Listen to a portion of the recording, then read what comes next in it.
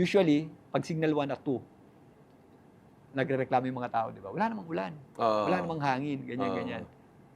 Kasi, yung signal natin, meron yung tinatawag na lead time. Hindi necessarily signal number 1, nandiyan na. Nandiyan na agad. Oo, meron yung dumating na sinatawag yan. na lead time. At least, nakalimutan ko yung time, at least 36 hours. Yeah. You may experience 60 kilometers per hour na lakas ng hangin. Ibig sabihin, papunta pa lang. Or, Pero pwede pa rin lumihis yun. pwede pa. lumayo. Yun nga yung isa. So, may times talaga. Halimbawa, ito yung bagyo. Ito yung area mo. Papaganyan yung bagyo. So, may signal ka kasi papalapit ng ganyan. Gumanon. So, ito yung area mo. Iniwasan ko ng bagyo. May signal ka para makapag-prepare ka para just in case. Just in case bumaba yung bagyo or lumaki yung bagyo or lumawak. Nag-a-account yun para sa any sudden changes ng intensity ng bagyo, nung structure niya, nag-a-account yun. So may mga times talaga, signal number 1, 2, or kahit 3, some cases, walang ulan, tsaka walang hangin. So may mga ganun talagang pagkakataon. Depende sa structure ng Pero bagyo. to be safe, di ba? To be safe. So yun, meron talaga siyang lead time. May probability kang papasok sa'yo. Ginagamit yung lead time para makapag-prepare ka. So yun. So minsan talaga nagkakalituhan yan. Tapos ang hirap explain. Yung mga tao, hindi ko magets yung mga tao nagagalit. Nagagalit sila agad for that. Ano gusto mong bagyuhin ka?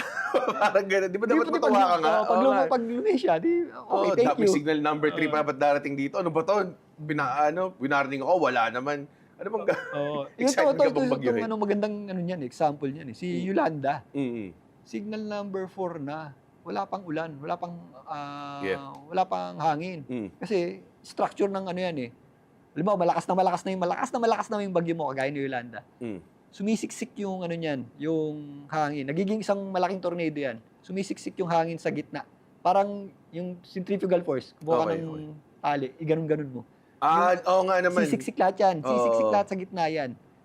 Yung pinakamalakas niyang hangin, tsaka ulan. So, si Yolanda, lumiliit siya. Oo, lumiliit. Pero lumalakas na lumalakas.